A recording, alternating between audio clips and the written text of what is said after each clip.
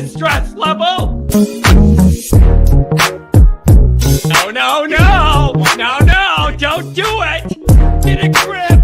This stupid video I just showed you. I almost stroked out and died over it. You're watching a different show. You donkey. You ain't a captain of nothing but a sinking ship. Don't do this to me, Harry. The Ohio State. It's Ohio State. What do you mean, the? 312-988-15. Hello? You tell Johnny all you've heard and seen. Sometimes it's good to just yell about football. Yeah, that's right. That's right. Welcome in. Welcome back, folks. I just wish there was some Notre Dame news we could discuss and try and break down. We're getting close to the season. I could use some Notre Dame news. Is there any big breaking news we could talk about? I'm waiting to hear. All right, you guys, this is weird territory. Weird territory. I've never quite seen anything like what we've just experienced since I've been doing any of this 9 years. I've never quite seen it like this, with the dynamics and the conflicting information and the vacillating back and forth and the sourcing, and I'm struggling to put it all together. I'm struggling to piece it all together. My brain has been racing. My brain has been racing since the news came out, just trying to connect the strands of information and figure out how we got here and how this all came together.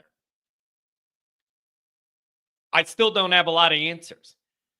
And I guess the thing is, maybe I don't need the answers. Like, who am I to demand answers? Who am I to say I need to know how all this fit together behind the scenes to be comfortable with it? Like, who am I to get that clarity and closure? But I got my brain has been racing. I admit it. My brain is going a million different ways. And it's just I'm trying to figure it all out, but that I'm not entitled to know it all. Right? And so I've been in a really weird place since that tweet came out. We have our QB1. I've been in a weird place. And so before the news, rumor this, rumor that, source this, source that. One on this side, one on that side, one on that side, one on this side. It has not slowed down since the news. That's the other thing. It is not slowed down since the news, because it's announced, and then there's more stuff that comes out about the announcement and how everybody's reacting to that, and who I got a lot of unanswered questions about the process of all this.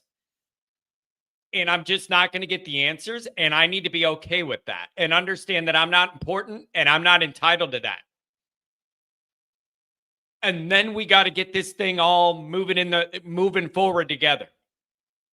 We got to get it all moving forward together. But I admit my brain is exhausted. I'm just sitting there trying to piece this all together and figure out all these different strands of information and the little stuff, and like trying to piece it all together. And I don't have answers to a lot of this, and it doesn't matter. Who cares if I'm comfortable? I yell in my basement every day. Like, I don't need to know. I don't need to know. I'm not entitled to that information. But I got a lot. There is still conflicting information to this moment about how it went down and how it's being reacted to around the building and everywhere else. Everything about all of this has had conflicting information from beginning until the very second I went live. And it has you in a weird place. It is the wildest Notre Dame type drama story that I've ever been a part of.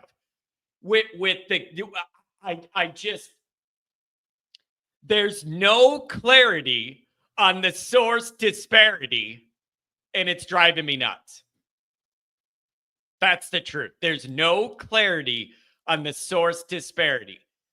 And you got some people that are very, very well connected here that like were on it and like had sourcing of it, and then it ended up not being that.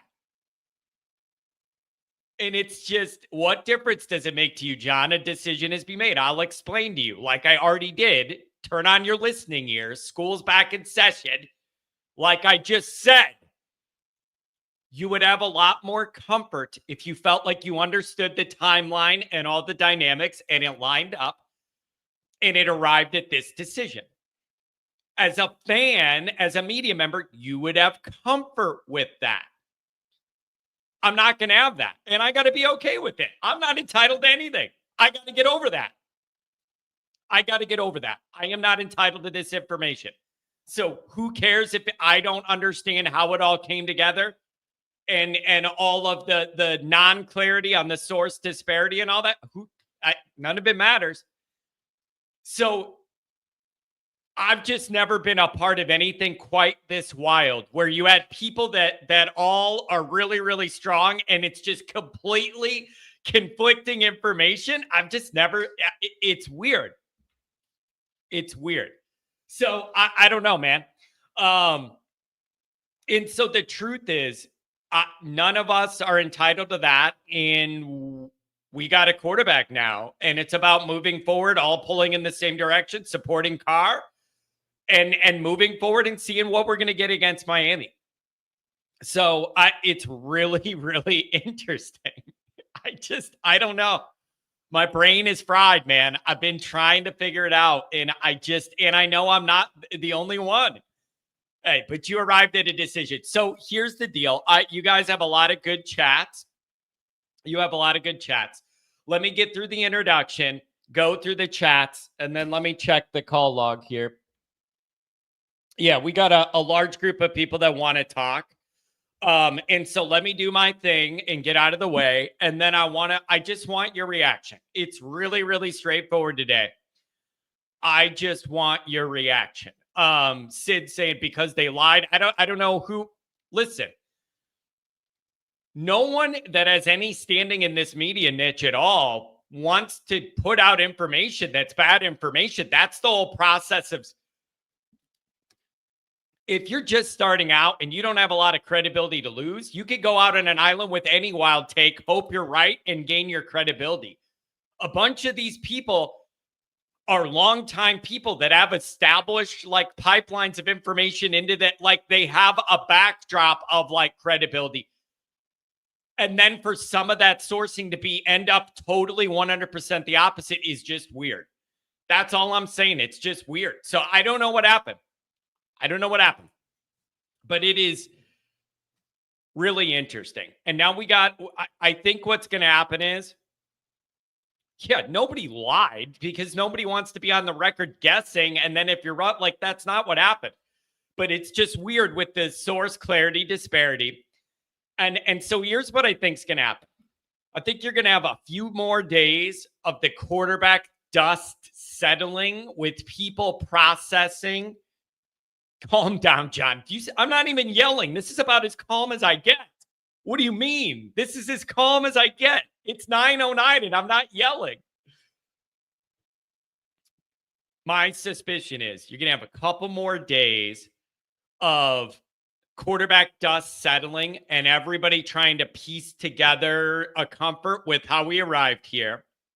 Yeah, Johnny doesn't get any more. This is the calmest I've ever been. Are you out of your mind? And after that, then I think everyone will gear up that last week to Miami. Everybody will come into the fold, get behind this, and be all about like it's Carr. However we arrive there, it's Carr. Let's go beat Miami, and everybody will be behind that. So I just think there's going to be a couple more days to let everybody process this and let the dust settle. And then I really do think once everyone in this whole ecosystem wraps their mind around it, then I think you'll see a very fast ramp up to the Miami vitriol. And everybody's been so worried about quarterback. You haven't been worried about how much you hate Miami. If you got that hate for Miami, let it out. Everybody's been so wrapped up with the quarterback. It's been hard to focus on Miami. I think a couple more days, and then you're going to get that ramp up. And everybody's going to remind themselves why they don't like Miami and let this build. So that's where I think we're going. If you got that Miami hate in your heart, let it out. So I admit to you, my brain's a little fried. And I'm not the only one. My brain's a little fried. I just like, it's one of those things yesterday, you guys, where you just put your phone down and then go for a walk to just get some fresh air, and just me not looking at the phone, but thinking about all of this different stuff. And I have to be comfortable not knowing the answers. And that's hard for me. I like to not be in control, but like have a full understanding of my dynamics that impact my life and everything. And like, I've got to grow up to the point where I need to say, I'm not in the building. I'm not entitled to this information. I don't know how it went down, but now we have a quarterback and we all got to move forward and rally behind that guy. And even people that were pro Kenny Minchie, I want Kenny, whatever. Yeah, you might want Kenny, but ultimately you want Notre Dame to win more than you want an individual player to succeed. Or like, what are you doing? Do you get what I mean? Like, even if you were pro Kenny and wanted him to win it, or thought he was the better option or whatever, like, okay, it didn't go that way. So are you going to stick to that take so much that you want CJ to trip up in Miami so you were right? Or are you going to put that sword down and then just say, I want Notre Dame to win. I'm going to support CJ. Right? Man, but I've never seen anything quite like it. With some of the big name, long time Notre Dame media people and some of the information, it's just, I don't understand how it could be 100% opposite sourced information. I'm struggling with that. And if it's from Joe Blow on Twitter, it doesn't even raise an eyebrow. But this is not just Joe Blow on Twitter. These are people that usually are have their stuff together and good pipelines of information. That's the part that I'm struggling with. How is that all? How is that all that way? I don't know. It's very, very confusing and weird. But we got a quarterback, and you got to get behind him, and that's what we're going to do here. So I want to know what you guys think. Let me get through the introduction, do the chats, and then we'll simply hand it over to you guys. See what you think about this situation and where we go. So as always, thanks for being here. You can find the program on YouTube. Duh, you're there right now. Hit subscribe if you haven't yet. Give the video a thumbs up. That helps Yanni out as well. Notifications on so you don't miss nothing. Twitter, search bar, Always Irish, or Always Irish Inc. Emails, alwaysirishnd@gmail.com. Audio only, anywhere you want it, you can get it. Audio only. If you don't want to see my face, just do the audio only. Just go ahead and do the audio only. The call-in lines, you know what they are. They're going to be popping. I think for the next 6 months, the call-in lines are going to be popping, quite frankly. 312-900-8815. Dialed up. Tell Johnny Boy all you've heard and seen. ND on SI. Read all about it. Got something for you every single day. I got a quarterback article that's going to publish probably today. I just kind of typed through my thoughts and put it all together, just working through it raw and just putting out where I think this is all at. We'll see if they publish it. Maybe they don't like it because it's extemporaneous John's thoughts more of an article. We'll see if they approve and put it out or not. Patreon.com/Always Irish. Promo code ND25. Here's the other thing. Stay tuned the next few days between here and the Patreon, we may have some big programming announcements. We're getting into the season, and we're going to update you guys on some content things here, maybe some new contributors to the program, to the Patreon here. Stay tuned. We're putting it all together, and you're gonna have some information soon. I think you'll really find interesting regarding our content plans here. So that is always exciting. It's a new year. We always try and mix things up, and it'll be good. So let's get into a couple of these chats here. Let's see. I did hear from Tom. He is alive and well. Made it out of that surgery. He's good to go. Clayton, I can always count on you. How much QB talk you got, buddy? All day. All day. Look at Sly Fox. Hopefully we get some QB news. Hopefully this fan base can reunite now that a quarterback. That was a lot of my article topic. Sly, that was a lot of my article had to do with that. And how I think this is going to go. Sid says, we are divided.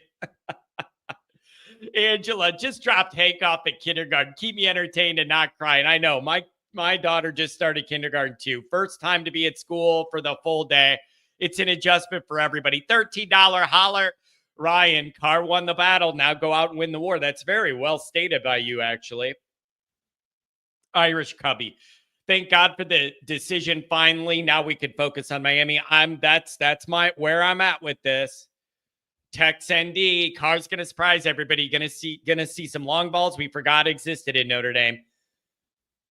Could you, as a Notre Dame fan, can you process Notre Dame taking a few legitimate deep shots, like a couple a half, and what it could be if you just hit on a couple of those? It would just be like, what is this kind of football? We haven't seen this here in a long time. What the hell is this stuff? Winging it down. It's like, what's the easiest way to score a touchdown? Like, well, you could do 15 plays in a row, hand the ball off, dink and dunk, try and get your first downs or whatever. Why complicate it? We're just going to throw a 60-yard bomb behind the defense and score 7 points real fast. Like, there's multiple different ways to get the biscuit across the basket or whatever the phrase is. I don't know. My main man, glad they picked the QB. Now everybody can breathe and drop the topic. That ain't going to happen. That ain't going to happen because that's the second part of this. Everyone adjusting to the factual reality as it is now is one thing. Once the ball gets kicked off against Miami, there's a whole different layer to this. Everybody's going to be judging Carr, saying, did they get it right? Did he really earn it? You know, what are we getting here? If there's a rookie first-time starter mistake, do we have patience, or is half the people going, I told you it should have been Minchie. Get this guy out of here. We messed this up. The team wanted Minchie. I don't know. That's the next test. And it isn't just going to be one for the fans and the media to see how they react to a mistake. The test is also going to be on Carr himself. How does he bounce back? I hope we don't find out, meaning nothing bad happens. But if it does, that's the next test. How does he bounce back when he gets back out there? What is that leash like? Like what kind of mistake is it? Is it catastrophic or just a missed opportunity or whatever? But it doesn't really burn you. I don't know. Definitely take some shots downfield, but be smart about it. We have Love, Price, Raritan, use them. My suspicion is Mike Denbrock now, with the time left, a week and a few days, you're going to tailor this offense to what you think will put CJ in a position to allow him to make plays, but not require him to be a hero for Notre Dame to beat Miami. That's the needle Denbrock's going to thread. Enough freedom that CJ could ball out and use his beautiful arm and do the stuff he's good at and make some plays, but not set it up to where you're totally relying on Carr to be a hero. That makes no sense. You're going to try and run the ball. You have good athletes. So that's the in-between I think we're going to go for. Tex says, read a few articles, but they seem to still think Minchie should have been named, and the locker room may be divided about it. I heard that too. I cannot be more clear about this. I cannot verify that, but I've heard it. I've had people send it to me. I don't know. The more you think about it, the more you rack your brain. 13-13, holler from Just Andy Gal. Don't get why it took a month to end up at this result, but here we are. Start the car. Yeah, let's go. Let's go. We're going. $5 holler. Yo, John, are you ready for the business? Onward, Notre Dame. $5 holler from the Rotate Manufacture QB battle to keep them both engaged so Kenny feels he has a chance and Carr doesn't get complacent. That's a theory. Brian, New York, he was Team Carr all the way, and he got it. $5 holler from Tom. Could this be the car that drives Notre Dame to the national championship? Time will tell. Yeah, and one more thing before we get into the calls here, and I'm just going to hand it to you guys. Everybody have a couple minutes to go over what you think.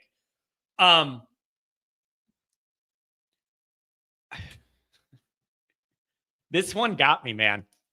This one got me. I don't know. It's just, I got to get over it and just look forward. And we'll all of America is going to be watching this. Think about how big the moment is. All of America, that's a good point, Sloppy Joe. Everything gets me. Every football fan in America, pro or college, is going to be watching this. Everyone that loves football. It's Sunday night. It's the only thing on. People are getting in the mood for football. The NFL isn't back yet. Everyone in America is going to be measuring this Carr situation along with us. It's supremely entertaining, and I have no idea. Commander, I don't know what you're talking about. I'm shocked John has acted this way about the decision when he said he'd support who was ever chosen. I swear you don't listen to what I'm saying and you just type what you want it to be. I've spent the first 20 minutes saying now is the time to rally behind Carr and hope he does well. And I just said if you wanted Minchie or whatever and he didn't get it, you should root for Notre Dame and Carr to succeed anyways. I don't understand. I'm saying what you're saying, but you're saying I'm not saying it. Maybe this is why I'm losing my mind. I have heard multiple people bring up the locker room thing. I've heard multiple people bring it up. I can't verify it. I'm not saying it's true, but I was asked if I've heard that. Yes, I have. But I have no way to verify that. So I just asked if I've heard it. Yes, but I can't verify any of it.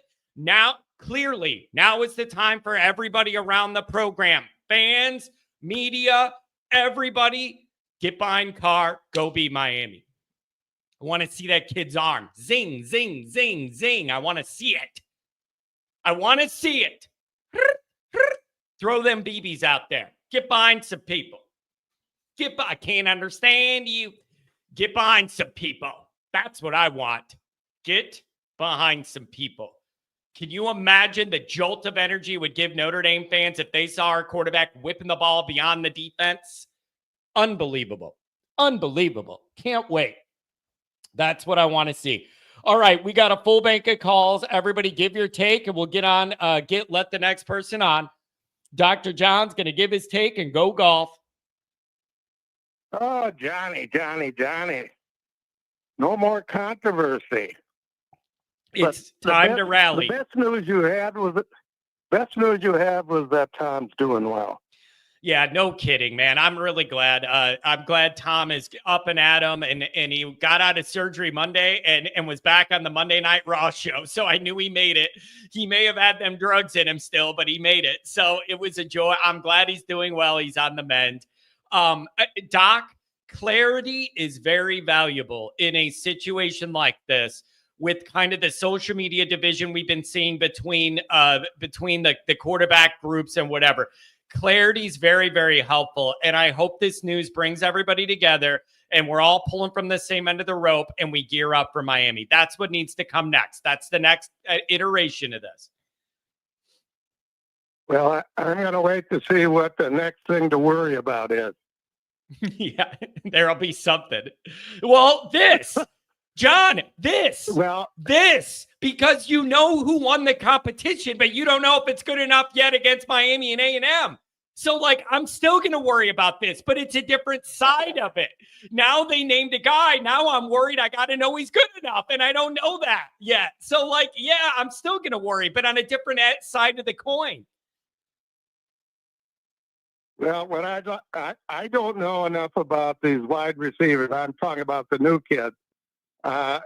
Here's what I'd like to see on that. I'd like to see them air it out on the very first play of the game, knowing or feeling like we can run the ball down their throats. So I would love to see that. I think Fields and Pauling, 2 transfer guys, are going to make a world of difference with this Notre Dame wide receiving core. I think those 2 guys are ready to have a really strong year and help bust this passing game wide open. I think those 2 guys are going to have a huge impact. Pauling's a captain as a transfer non-quarterback guy. That commands a lot of respect from the Notre Dame locker room. Like, I expect big things from those guys. Well, I sure hope so. And thinking about this quarterback decision, man, I would have loved to have been in that room when they were going over whatever stats they used to make this decision. Yeah. Because the bottom line is, and I've said this, and I think most everybody has, that they're going to pick the guy that they feel gives them the best chance to win. It may be a razor-thin margin there. Like I said in chat a couple shows ago, it could be a flip of the coin. Yeah, it is. Yep, it is. It's just been a wild camp buildup, and it's just felt weird, Doc, because I don't know why, but it was like there was a mental block where I couldn't feel like people could fully engage with Miami till they knew who this guy was. Like, it's a weird thing in your mind. You knew Miami was coming. The rest of the team's preparing for it. But I just felt like overall with the fan base, it was hard to totally focus on Miami till you knew who the starter was.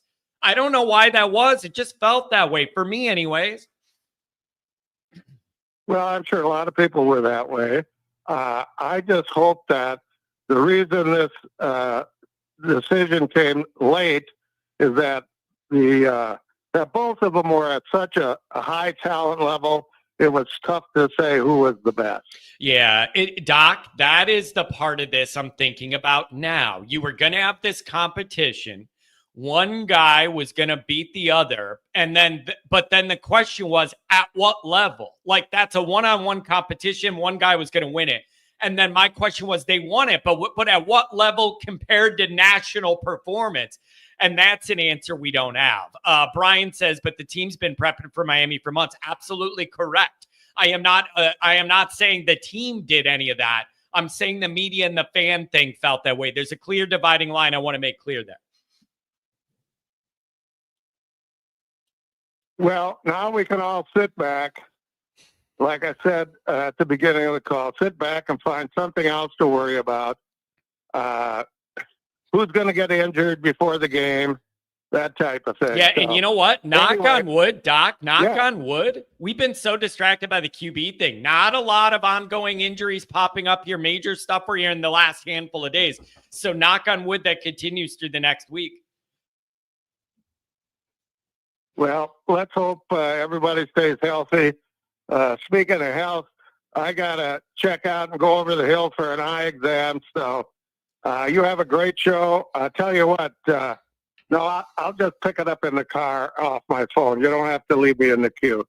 So I know Main Man, I think, was going to call and give you the business. Yeah. And somebody wanted 569 to get people riled up. So let's go do it. Have a good one, buddy. Hopefully you pass your vision test with flying colors. And if you don't, good luck driving there to take the test. Let's do our Main Man Martinez so we can get back to the work site. What's up, Main Man? If you're on hold, you're going to be on the air. Yo. Hey, John. How are you? John, can you hear me? Yeah. You got me up here? Yeah. Hey, 3 things, brother. I'm going to give you the bee's knees. Don't lose no more hair, brother. At least we got a quarterback that's chosen. Now let's sit back and watch and see what he does. Yeah. I've always said before, wasn't ever a big believer in Carr because I've seen his last actual official game in high school. But I was never a big believer in Tyler Buckner. And he was resilient in that last bowl game he played where he started against South Carolina right in the SEC's backyard and shoved it right up their ass. Second, so let's see what he does, man. And second, I'm a criminal, right? So this is how I'm going to tell you how he thinks. Like I told you before, the son of the great Lloyd Carr, led by a Buckeye to return the greatest program in all land back to glory in one of the greatest rivalries in college football. It makes great ratings, John. It makes absolutely great ratings. I'm telling you, brother. That's how they're working it out. Third, if the captains are chosen by players, then the players chose them, and that's who their peers felt is the best one to lead them out in the field. You know what I'm saying, John? Yeah. And I don't have confidence in analysts and opinionated Dick Nose, Paul Fine. Forgive me for my lack of better words. Paul Fine people. I have confidence in our coaches because in the last 3 seasons they have been amazing at coaching their players up. Yeah. Does that make sense? Does that all make sense to you, John? I know it's a lot. No, it makes perfect sense. And when I was sitting there last night, like trying to make sense of how this all came together, I kept defaulting to Mike Denbrock. I got to defer to Mike Denbrock, man. Whatever people thought it was going to go one way or whatever, this guy's been doing it 40 something years. You got to trust that Mike Denbrock knows what he's working with and is going to put this kid in a position to succeed. No, John, you hit exactly, man. That's what we got to remember. We're all at the end of the day. Hey, give me a second.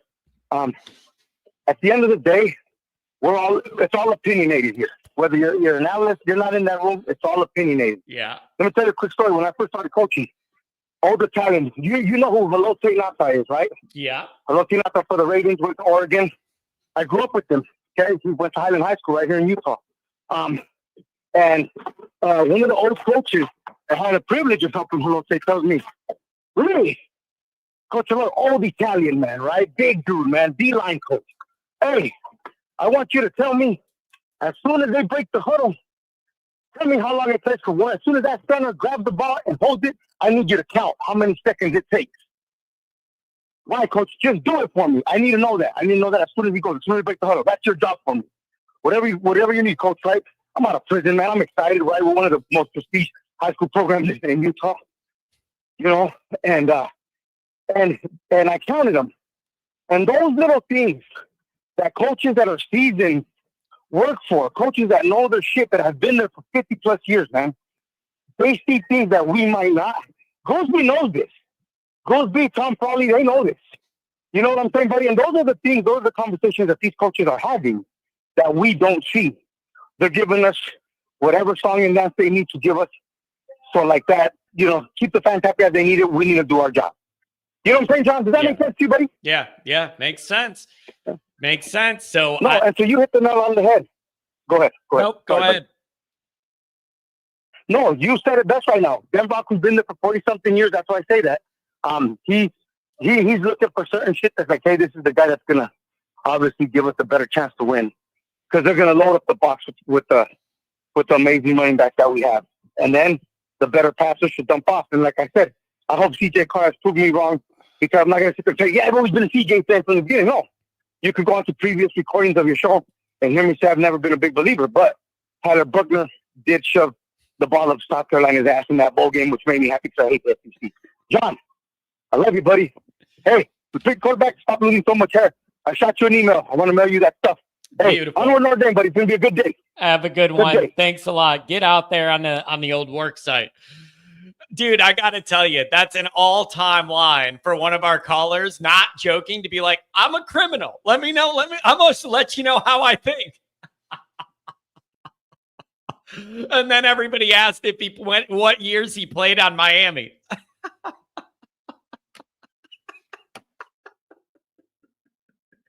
We have a very eclectic group here, man. You never know what you're going to get. Oh, you never know what you're going to get. $5 holler from the dog. I've said Carr would start the whole time. Maybe you guys should trust my sources instead. Yeah, hey, it's, I just, the easiest way I could put it is, I've just never seen such a wide array of sourced information that everybody felt good about that were complete opposite before in every direction through every step of this. I've never seen so much. That is blowing my mind from so many people. And they're all, you guys, the whole time this was going on, my phone is blowing up and it'd be like, I got a source and it says this. The next text I get would say, I got a source and it says this, and they're 100% opposite. Just, I don't know what to make of it. 603, you're talking to me. We're keeping it moving. We're doing a pretty good job. If you're on hold, you're going to be on the air. What's up, 603? Hi, John. It's Quentin. I think I'm happy that Notre Dame, they finally made a decision for a starting quarterback, and I think C.J. Carr will be great this year, and I'm hoping that he plays well against Miami and that Notre Dame kicks Miami's butts and that they win and start out the season 1-0 and not 0-1. Yeah. And that's what I would love to say if they did win, and C.J. Carr does amazing in the first game against Miami. Yep. Hey, everybody's talking about what if something goes wrong or how's it going to go?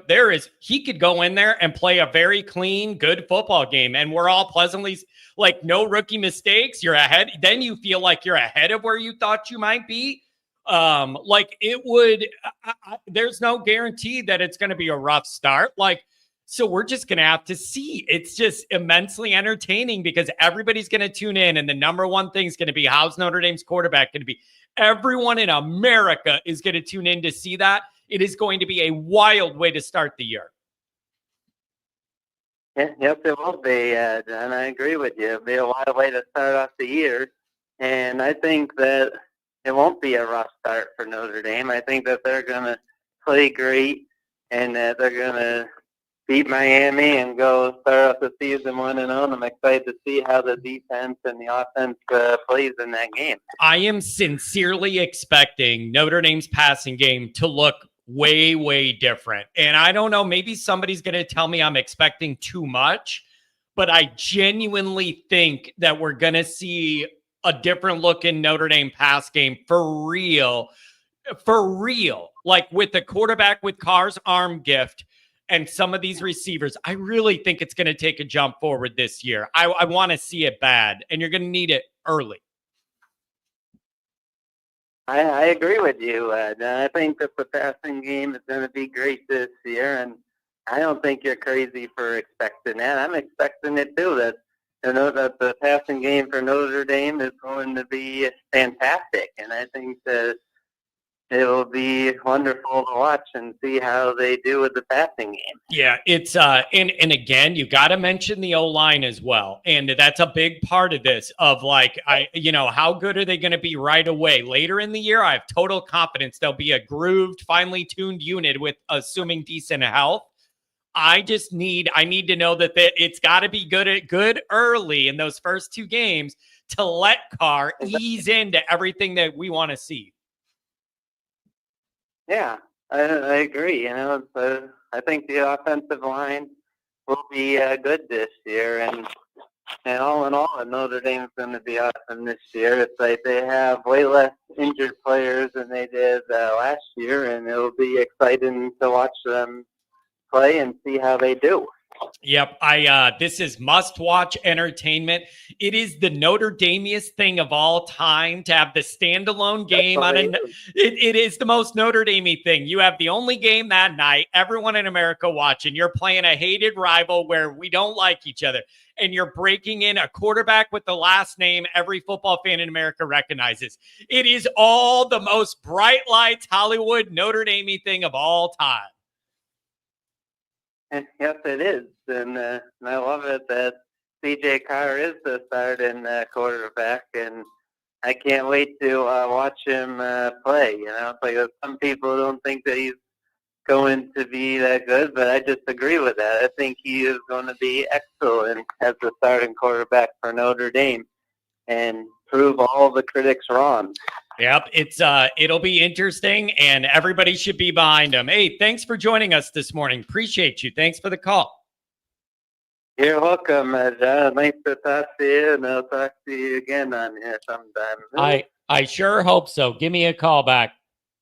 Always Irish Senior, what's going on? The O-line is the engine that makes the offense work. The QB's best friend. Always Irish Senior, big fan of line play, baby. Big fan of line play. Man, I'm seeing, it's really interesting. Just looking at the chat while we're doing this, I am seeing opinions all across the board. This is just the most interesting Notre Dame social experiment I've ever been through. I'm serious. But I am literally seeing all these different strands of thought and of rumor and of conspiracy and of what might have happened and across the entire board. I've seen it all in this chat just this morning in under an hour. All over, all the different theories. And it is so interesting to me. It is just the most interesting experiment, man. Jesus, relax. You're having an existential crisis over a coaching decision to start a QB because it didn't go the way you thought. I'm being completely transparent with you when I'm honestly telling you I'm just struggling to connect all the lines and all the dots. And I started out the show by saying it didn't matter whether I'm able to connect them or a piece with that or know what happened behind the scenes, how this came together and why there were so many weird things that didn't line up and conflicted.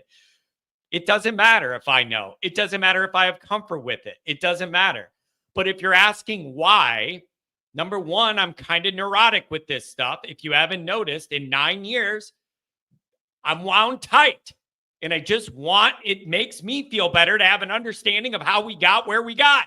And I don't have that. And it's messing with me. That's me. That's my problem. That's my neurosis. So if you don't have that, good for you. But I do, and I'm trying to work through it. And I'm trying to talk through it. So back off.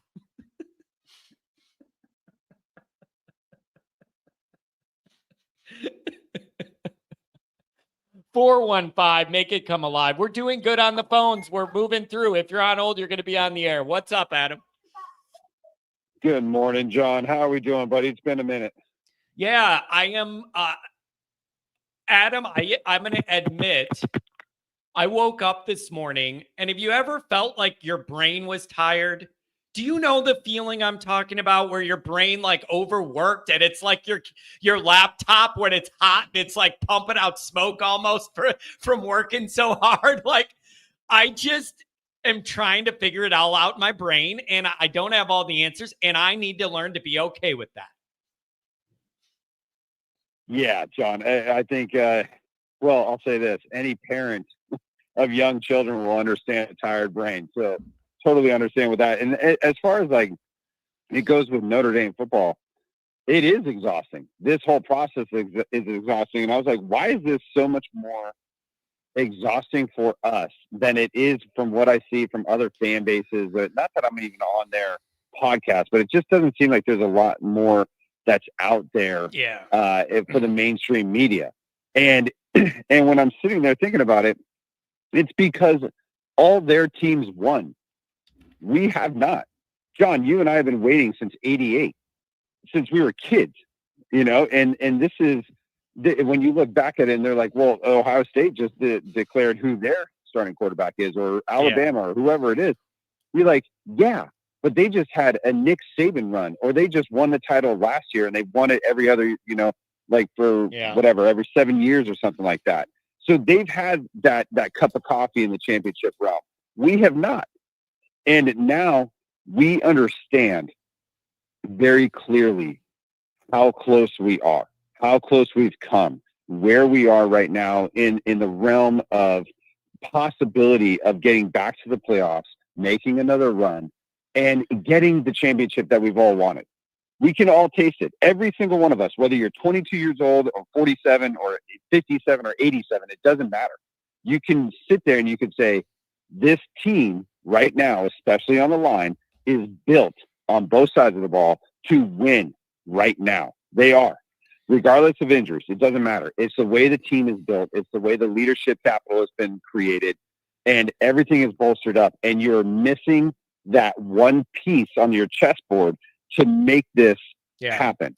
And so that's why there's so much anxiety about it. That's why there's so much angst. And that's why it's like, really, to be honest, a lot of us didn't care one way or the other, whether it was Kenny Minchie or CJ Carr, because we just sat there and said, whoever it is, just take us to the promised land.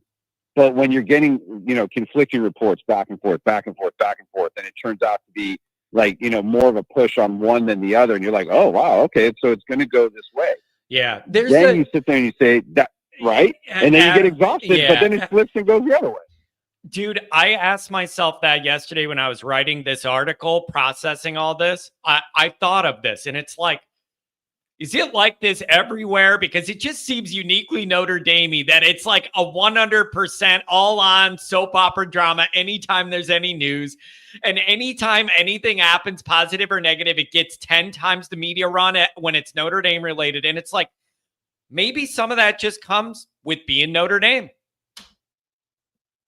It does. It totally does. Because imagine, we talked about like the New York Yankees or something to that degree, right? You look at these types of teams. Look at the Dallas Cowboys right now. They're an absolute soap opera disaster. I mean, when you start looking at teams that are the most popular across the United States and globally, you're going to have a lot more scrutiny, a lot more eyes on it, a lot more people talking one way or the other, having different opinions. And that's just the name of the game. So that's kind of the reason why. But I think that added element of the fact that we just have not won in so long, but these other teams have, is what creates the internal anxiety that we've all been having, because it's like we are itching to get to this game against Miami. We want to see it. It's just, we had like maybe, I don't know, a 2 to 3 week kind of like hiatus of like after the championship game, like, okay, I just need to just breathe for a minute, because that was such a run, such an emotional roller coaster, and what an amazing run. And I can even remember this, John. I remember after the Indiana game and listening to the callers, and when you like Pat would call in or somebody else, and you'd be like, hey, we did it, and it was just like this amazing just exhale of just awesomeness that you guys were all feeling, that we all were. But it was also like, we did what? It was the fact that we won a playoff game, that we won some type of postseason game. And then it was like, okay, go on to Georgia, beat Georgia, go on to Penn State, beat Penn State. Now we're in the championship game. And that was just emotionally and really physically taxing for everybody, whether you're a fan, player, coach, no matter what it was. You're right. So here we are. Here we are, man, a couple of weeks away, and not even that. And we're literally gearing up to go into Miami on the road with an absolute just hopefully stud of a quarterback in the future, but somebody that will go through the growing pains. Yeah. If I'm going to get one thing across today, John, it's this. Everybody be patient. I don't care if he throws a pick. I don't care if he can't read it for a minute. He needs to get kind of hit in the mouth a couple of times, and he's going to have to sit there and get ready to sit there and start analyzing it in real game speed. Yeah. And that is highly different than anything you can pump noise or any of that other BS in a practice, because you can't replicate a real game. Yeah. You can't do it. Yeah. So be patient with it, man. Oh, but man. with that, John, the last little point, I'm sorry, I'm going on a rant. Adam, that is easy to say now, but when that ball's kicked off and everybody wants to be Miami, and you love everything that you like the team overall, and you want to be a playoff team again, and all this stuff, and then you have 8 beers, and then he throws an interception against Miami. How do you think the vibe's going to be in that moment? It's easy to say we're going to have that patience now. That's the first test for Carr himself, how he bounces back and how this median fan base responds. It's easy to say that now. In the heat of the moment, is that patience you seek going to be present? I will be saying the same thing during the game, because I understand what it's going to take in order for this kid to come to fruition. And I know that 2 things could happen. 1, he could either come in and play lights out or amazing, or 2, he's going to have some bumps in the road. And either way, he's going to be learning. He's going to be learning on the go. So the deal is, it's really on the coaches. If you want to like really kind of put this out there, this is on the coaching staff. You have to understand that you have a first-time starter coming in. Now, you could maybe let it rip down the field and like test it because you know they're going to put 8 in the box, right? They're going to try to say like, hey, we're going to stop your running game. We're going to make you throw the ball. Yeah. Okay. Then find Reardon. Then find Fields. Then find these other guys. Find Greathouse. Yeah. Make them expand their defense. Yeah. Right. But it's on the coaching staff to understand that if he's mentally still kind of like, hey, how am I supposed to do this? Then you rely on those beasts up front and you make them create holes and you make this absolute number one running game come up and just explode. Yeah. That's how you do it. I like Defensively, get violent, get out there, get after them, shut them down. Let's get that W. Let's get a bye week, and let's get him, even better and ready for Texas A&M. It's Eminem style. Hi, kids. Do you like violence? I like it. That's an old reference. Yeah, that's an old reference, but you'll get it if you're my age.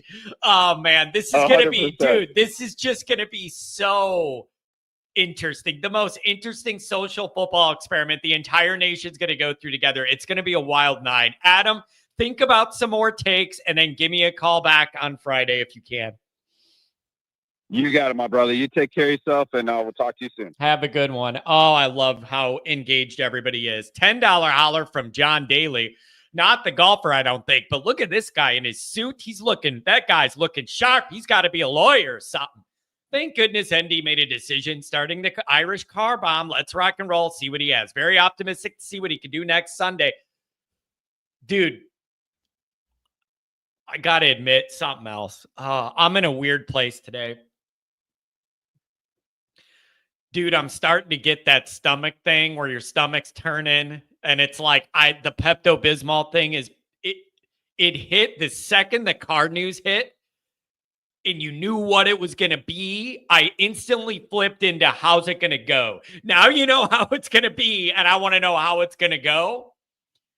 Dude, my stomach's been bumping. I got problems, dude. I got problems. I've been out of sorts since that. It's real now. You know what you're dealing with now, and there's a million different ways it could go. Man, there's a lot going on.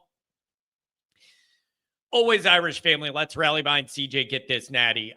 We don't know with either kid. We know with either kid we're not getting mediocre quarterback play. I like that. It's in my head.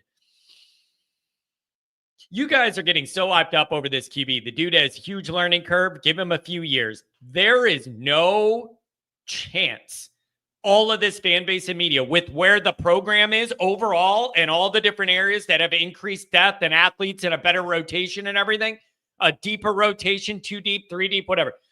There's no chance everybody's going to be patient for a few years. There's no chance of that. I'm just telling you, I know how this fan base is and I know how I am and people are. It can't be like 2 to 3 years before it gets all put together with Carr. That can't be. The pressure's on. You got to have some patience, but it can't be 2 to 3 years before you feel like he handles it. Like, come on, it ain't going to happen. You ain't going to get that level of patience and buy-in around here. That's not reality, man. All right, what do we got? All right, we got more callers. Coming up. I'm done talking. Do our first promo, hit the next bank. We're doing pretty good, everybody, right around 5. Let's keep it up. I'd like to introduce you to City Cheers, the super app changing the way you go out. City Cheers is giving every bar, restaurant, club, and golf course in America a free app. That's right, completely free. For venues, it's your own branded platform to promote events, specials, and live music straight to your guests' phones. For guests, you get perks, loyalty rewards, and Express Check, a game changer that lets you view, tip, and pay your tab right from your phone. No waiting, no lines, no wallet, no problem. Most places even give you money off your first visit using the app. Whether you're behind the bar or sitting at the bar, City Cheers makes the experience better. Patrons, download the app and see for yourself. For venue management, call friend of the show and loyal Notre Dame son, Tom Frawley, to get started. 773-332-7742. And be sure to tell him Always Irish sent you. Chicago's very own. Look at this. Then we'll go back to the calls. We'll breeze through them the next, however amount of time. Did you guys see the Miami podcast saying we aren't culturally relevant to them yet? They only... Dude, we're not culturally, spit it out, dummy. We're not culturally relevant. Meanwhile, no fans show up to any of their games unless we come to town. You got to, that's Miami. That's Everglade water drinking logic. That's what that is. Everglade water drinking logic. That we're not culturally relevant, but the only time your stadium fills up is when we come to town. You got to explain that to me. Tim, what's going on, buddy? How you doing, John? I'm doing good, Tim. I am processing our new arrangement and wrapping my mind around what a Denbrock-led CJ Carr offense should look like, could look like, what could go right, what could go wrong. My brain is honestly a little fatigued today because I've been racking my brain trying to figure out things that are none of my business, Tim. I get that, and I can see why you can only follow one sport. God love you. But why are we in two different camps, for God's sakes? Team Carr, Team Minchie. The only thing that freaking matters is, does Notre Dame win? Yep. And I get a little annoyed. We've already talked all this. They're going to have a divided locker room. Really? The culture Marcus Freeman's built, we're going to have a divided locker room? No. I don't need the conspiracy theories. That's why I can follow the sports. I deal in reality. Did we win the game or lose the game? We haven't thrown a pick in Miami, for God's sake. Tim, I'm laughing because you're like, about the conspiracies. You're telling me there aren't some good fencing conspiracies behind the scenes of who stabbed each other better and who's going to get the start? Come on. I'm not. No, you know what I told you? I didn't want it to be announced. If you could have kept that under wraps, make Miami prepare for the quarterback. Yeah. Why do you want that out? That's today's world, though. That's your generation. Everything has to be freaking instantaneous. Yes. I grew up where you didn't have a cell phone. Yeah, you're right. I grew up where you had 3 channels on the TV. Yep. That's the difference. You're right. You're totally right. And in the age of social media and all this, there's an increased race to be first and race to be right. And everything turns into something that it doesn't need to because of the whole social media thing. That's just kind of how things, 100%. That's how things go now. And there's jockeying to be first, whether you're right or wrong, there's jockeying to be right. And then it's the new world we live in. And guys like you and my dad are probably better off because you tune in a little bit here. You're not on Twitter all day and you watch what you see and react to it in your own brain, you know? Oh, I'd be dead. I would never go on Twitter. I'm not on Twitter, but it's clickbait. Yeah. That's today's into this world. I used to like Facebook because I don't post pictures and all that stuff. My Facebook picture is the Golden Dome, but you used to get good recruiting news off the stuff. Now everything's fake news. Yeah, that's all it is. It's hard to tell. It's hard to tell. I got to tell you, Tim, I think you're completely right about being like, it doesn't really matter how we arrived here. All that matters is Notre Dame wins and we want to support CJ Carr. Right. I am fully behind that. Jay Carr says Tim would get banned on Twitter within a day. Tim, I can imagine how you would wade through the waters of Twitter. Just stay away. You don't need the stress. Trust me. I don't go. That's why I don't go to your own chat. Yeah. Because I don't think a lot of those people live and die in Notre Dame. Oh, God. Yeah. They don't. Not in my mind, they don't. Tim, I'm just picturing. It's about their own egos. I'm just picturing you on Twitter and getting mad at people and letting them, giving them the business.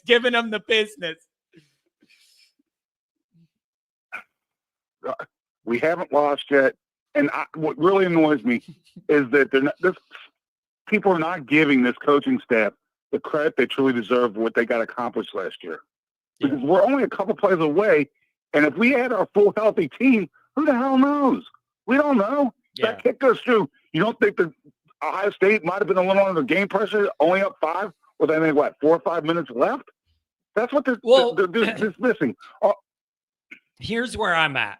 You feel really good about all these different position groups and the overall depth and athleticism and star power of the team and all that. You feel really good about all that. It's like the one ingredient you could probably say was missing off last year's team more than anything else is being a legitimately dangerous passing team to make defenses play Notre Dame's run game a little more straight up and honest. And now you're thinking maybe we could get that. But so much of that depends on that quarterback doing it. And you know he's a first-time starter. And, like, that's the pivot point here is you feel like there's a chance to get that one piece that we really haven't been able to bring to the table. But also, it could be rough. So you just don't know. You don't know. Yeah, I 100% agree with you. He could put us over the top. But the other key thing is, we haven't been talked about enough. If you want to talk about something that was kind of underlooked, the offensive line's got to be able to gel. I know they're going to probably stack the box, but we've got to be able to run the ball. If we can't run the ball in Miami, they might blow us off the field. We have to put up anywhere from 150 to 200 yards. If we don't, there's going to be a problem. Yeah, it's in the big games. Think what Kelly couldn't do. Think what that lazy person couldn't do. In big time games, we could never run the ball. Yeah. Oh, absolutely. Oh, absolutely. Yeah. We're tough, Notre Dame. We're going to run it. You ran it for 48 yards against Georgia. Like, okay. Exactly. Yeah, exactly. So, Tim, you're right. It all has to work together. The defense, keep the scoring down. The offensive line, move the pile. The receivers get open. Love, do your thing. Hit Raritan on a 3rd and 8 up the seam. And then the quarterback make the right decisions. It's all there for you, but it all has to come together right. You know, the ironic thing I've seen, because you watch stuff and they track you on YouTube. I've seen some college football projections. They have us playing at home. Can you imagine the draw on this one? This will be the Friday night game if it happens. Yeah. LSU coming to South Bend. Yeah, I saw it. If that happens and we lose that, God, I'll lose my mind. Just put me in the home. I'll be mentally insane. Just imagine my show after that. If we beat LSU, and imagine my show after if we didn't beat LSU. Imagine what it would be like here either way. Oh my God. Record numbers, either for or against. Oh, dude. Record numbers. I would have 20,000 LSU fans in here if we lose. Like it's going to be big numbers either way. Yeah, you're right. Tim, that's a good question. I'll let you go. I appreciate you taking the call, but I haven't seen anything. No other injuries, right? That's key. I've seen, knock on wood. It's been pretty quiet with the injury news recently, so let's keep that up. Yeah, we don't need that. But Tim, I'm with you on your initial thought. Like it's Carr, and we're going to rally behind him and root him on and hope Notre Dame wins. Good call, Tim. I take care. Have a good one, buddy. How much time you got? He's got a lot of time because he doesn't waste it on the internet. 386, what's going on? Hey, John, it's Tyler. How are you? I'm good, man. I'm good. I admit I feel a little weird today, and I'm just trying to work through it all, man. But I do admit my brain's a little taxed from just trying to figure it all out, and it's none of my business to figure out. So I just need to shut up and get over it. I think that's what most of us need to do. And regardless of how we got here, whether it was going to be CJ or whether it was going to be Kenny, nobody truly knew. We kind of heard rumblings of what was coming out of camp, who was throwing picks, who was taking care of the ball. Either way, I think that us as a fan base and us as a community, we need to have a little bit more trust and faith in Marcus and the staff, and also the depth of the roster to say, like, look, they're picking CJ for a reason. They think that he can take us to heights maybe that Kenny can't. So I think that we need to have a little bit of trust in their decision-making, and I think we kind of lost sight of that a bit. Yeah, I think that's totally fair. I'm just, could you imagine if you hit a couple like downfield passes early against Miami, what that would do to just kind of soothe and calm anybody's worry or anxiety about this? Like, if you could just go in there and show you're willing and capable of opening that passing game up a little bit, man, you could live off that. Like, that would be like what you want to see as a Notre Dame fan in that first game. make good decisions and maybe try and stretch the field a little bit, that would open up a whole new world of the Notre Dame offense we have not been used to seeing since Brady Quinn, basically, or maybe you could argue Clausen. 100%. And I do think that with the team around CJ or Kenny, whoever it is, if we can get that air attack going just a little bit, deep threats down the field. I mean, we have a transfer come in as a captain now. I think that CJ is going to have the team around him to make big things happen. We do not need CJ to go win the game for us in Miami. We just need him to play well, play smart, take care of the ball. But you're right. If optimistically we're in that thought pattern of, hey, we can hit a couple of deep shots, could you imagine the energy on offense if we just hit a couple of those? It will, and imagine what that would do for CJ's confidence too, going into the week, the bye week, and then the home game. I mean, this is a big deal. Here's the other part of it. You would be able to check that box you've been looking to check for years. I'm choking myself up with the Notre Dame talk. Hold on. Let me drink. Hold my drink. Excuse me. Yeah, did you catch that? Hold my drink. And so here's the other thing. If you're able to do what we just talked about, the Notre Dame run game is going to get better too. Like, that's the other thing. All these things move together. If you show your dangerous passing a little more at the intermediate downfield level, that is going to make your run game better and open things up there. It all moves together.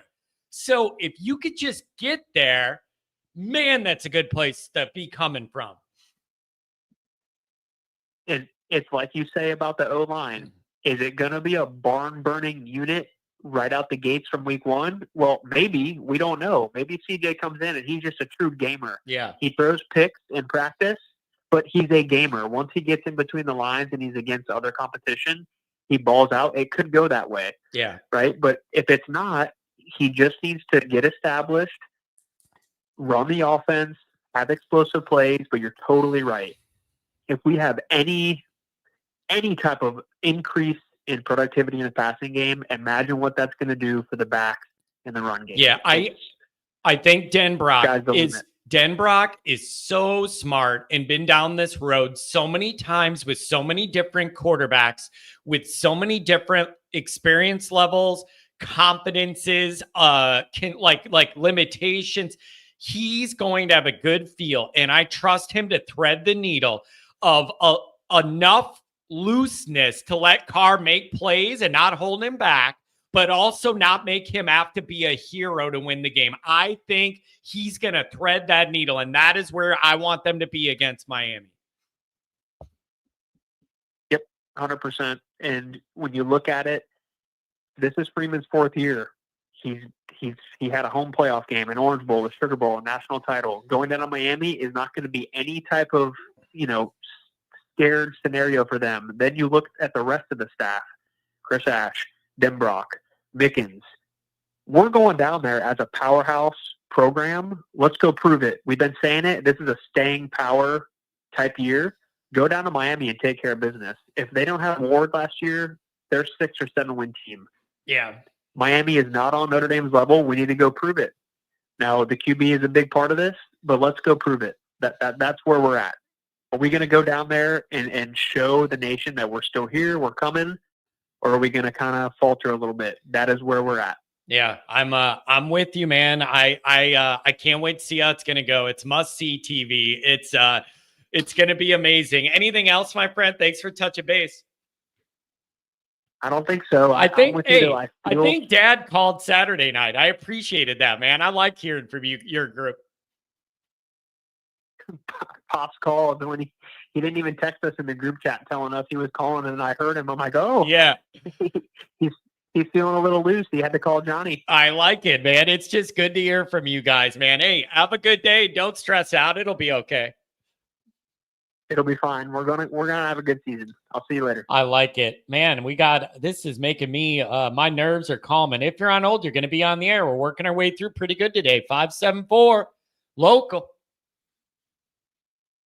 Hey, John, how's your day going? It's going well, man. I am really, really enjoying. Man, a day like today is exactly what the call-in format is for, to just open the forum up and have people call and talk about where they're at with everything. This is the perfect situation. It's perfect time to have a call-in show. I love it. Yeah. For me, I'm happy with this decision, but man, am I disappointed in our fan base, especially with Notre Dame media. What did I tell you Monday? I said, we don't deserve to know anything. And this is exactly why. You got half these people complaining that this decision was wrong based on everything we've heard from rumors and message boards. Like, okay, great. You were wrong, or the rumors were wrong. And now you're upset and talking crap about this decision. What the heck is going on? Why are you doing this? What do you benefit to talking crap to people and getting people to agree with you about this staff's decision? Yeah, I get that. Like, I think, don't you just hope that maybe in a couple days this will die down and then everybody will realize we're pulling from the same end of the rope? And even if you were a Kenny guy for whatever reason, or wanted him or thought it was going to be him, the right move, if you care about Notre Dame, is to get behind CJ and fully support everything and hope he does well. Like, I hope we all get there if we're not there yet. That's where we all need to get. Look, I'm just, like, everybody needs to take their tinfoil hats off. Like, seriously, like, oh man, the locker room's going to be divided. Oh, they put in CJ because of his name alone. No. How about you just trust that the staff pick the right guy because they believe he's the guy that can get them back to the championship? How about that? Instead of just completely questioning it. That's what I'm more ticked off about. I was so happy when I saw that it was announced yesterday. I'm like, great. Now we can focus on Miami. Is that what happened? No, everyone's talking crap. I like the energy, man. I like the energy. I just thought it would be like, okay, whatever you thought, we know who it is. It's time to all rally together. That's where we need to get. I really think we're going to get there by kickoff. It may take some people that were convinced the other way, like, some time, but I got to think we're going to get there to where everybody realizes, personal position group preferences aside, we all want Notre Dame to win overall, right? I hope so. Look, we're all on the same side here. We all love Notre Dame, and we all want Notre Dame to be successful.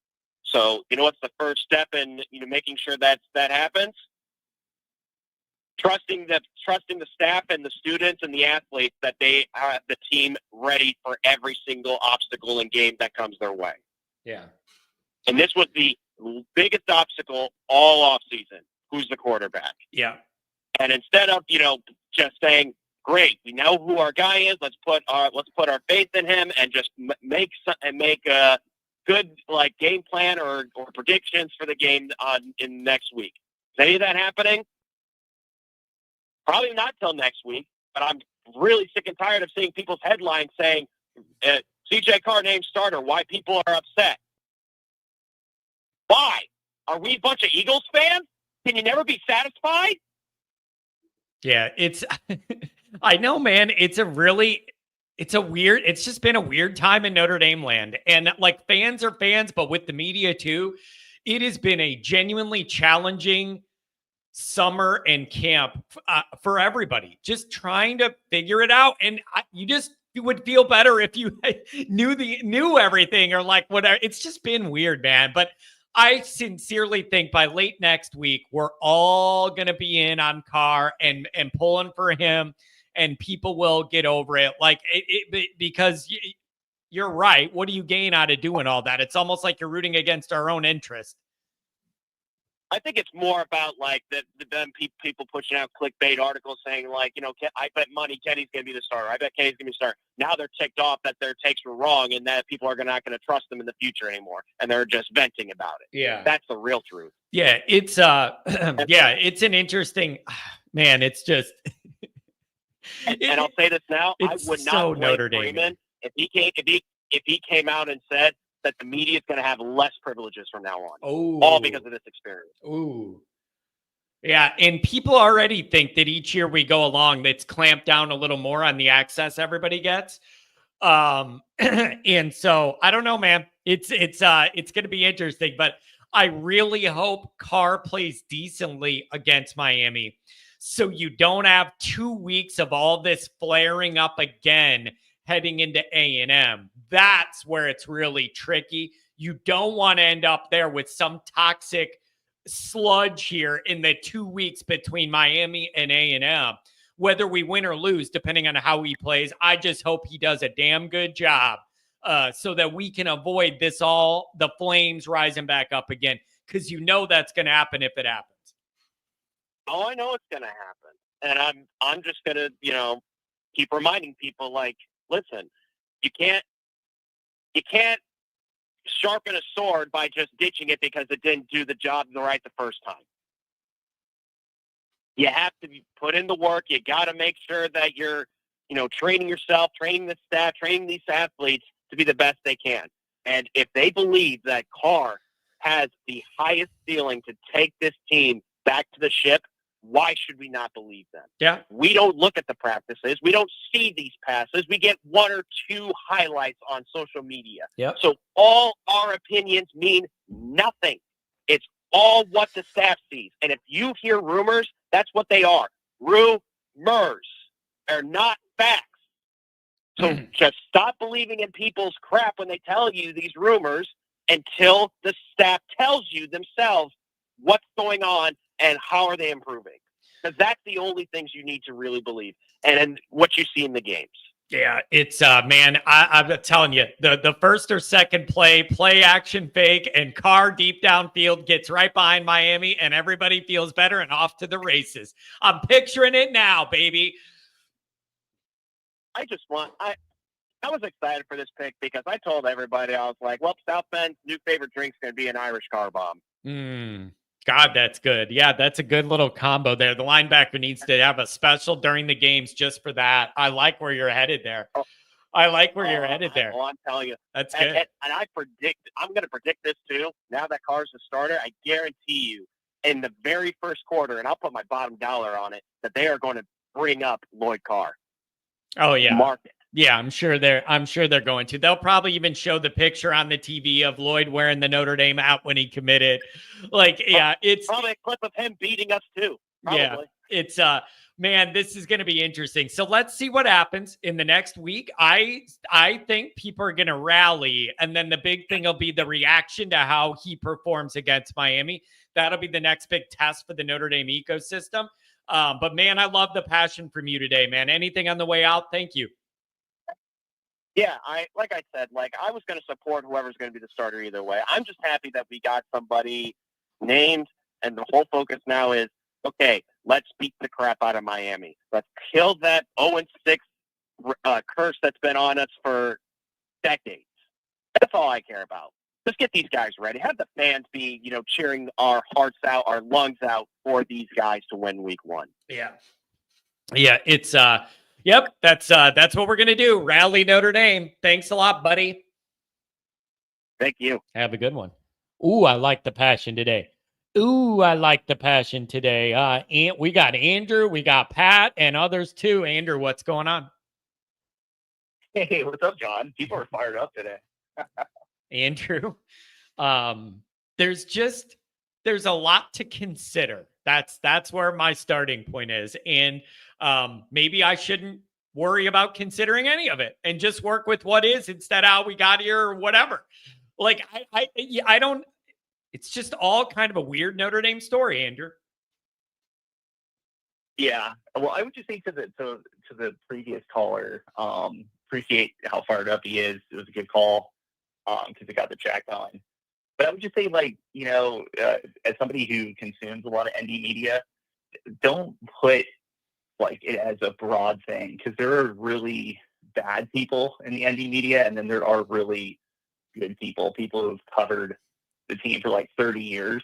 And, was this their best moment covering this QB battle? No. But these are, if you look across the college football landscape, I would say that Notre Dame has some of the best people covering college football. It's popular to bash the media, but I would just say don't paint with such a broad brush. I will say there's this. tons of guys who just read message boards and then regurgitate them. Those are the losers in the indie media. But then there's some like really plugged in people who are actually quite good. So. I will say this, like, you obviously have your strong personalities in the media and like whatever, like you're always going to have that kind of dynamic, but everybody tries to at least be pretty forthright. Like, I've seen some other media contingents where they take a lot of liberties with the truth on purpose for clicks. I don't see that going on in our media. I think people try and get it right and do it the right way. It just doesn't always work out. I agree. I would agree with the sentiment that, covering this QB race has not been, some of the best people's best moment. Like, I got like Steve Sampson even admitted on his podcast. Geez, I've been wrong 3 times on this. But to say that like someone like Pete Sampson or Tim Priester don't know what they're talking about or have an agenda, it's just stupid. I mean, I've followed those guys for, more than a decade. So, but then there are other guys who really do have an agenda and who don't want to look bad. So, so I get where the feeling is coming from. So, yep. So, Andrew, where do we go from here? Like, I don't like where do we go from here? Is it just, do you see everybody over the next handful of days getting over their own thing, coalescing behind Carr, and then we just ride to Miami and hope for the best? Like, is it that simple? Yeah, absolutely. I think, we were talking on the Patreon chat, and I think everybody should join because, if you want to talk directly to Mike Goolsby and stuff, and to you, John, you can do that. But I think ultimately what it came down to, and I agree with the media reports. I think Minchie actually did probably have a better camp than Carr. But then when you factor in, you're playing a team like Miami, and you've seen this in the past from other teams where if the perception is Notre Dame can't throw the football well, you're going to face a lot of 8- and 9-man boxes. Like, and knowing that Corey Heatherman, who's sort of a disciple of Greg Schiano, like the number one thing Greg Schiano is all about is stopping the run.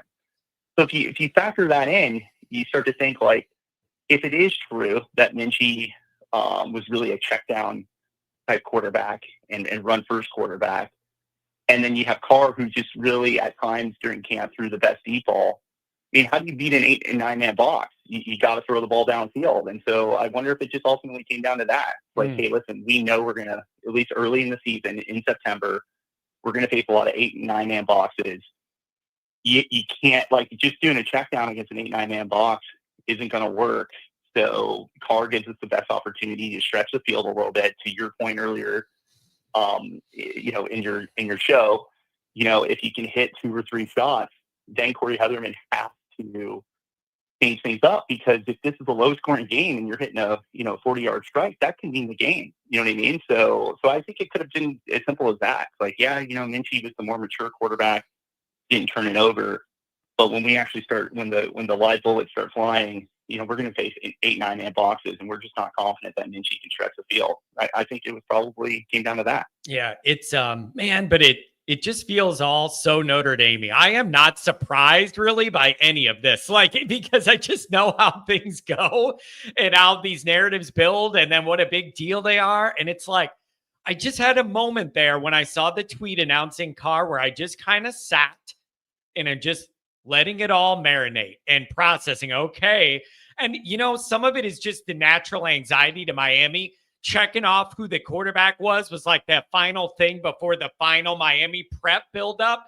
And I think I'm just naturally feeling the anxiety from that too. Like, okay, that moving piece you've been leaning on to not fully lean into Miami yet is in place. Now it's all Miami all the time for the next week and a half or whatever. Yeah, and I think it's natural because of how Notre Dame the last couple of years have structured their schedule. It's like it's really front loaded. You know what I mean? So it's not like Michigan in what was it 2023 where it was like a glorified preseason for the first like 4 games of the season. You know, and so you could work things out. You got to get it right away, and that was really the premise of my call. Is I totally understand everybody's sentiment that you want to ease the quarterback into into the season, and he's got to make mistakes and all that. But I just want to remind people, this is not the NFL. You can't lose the first 3 games of the year and still make the playoffs.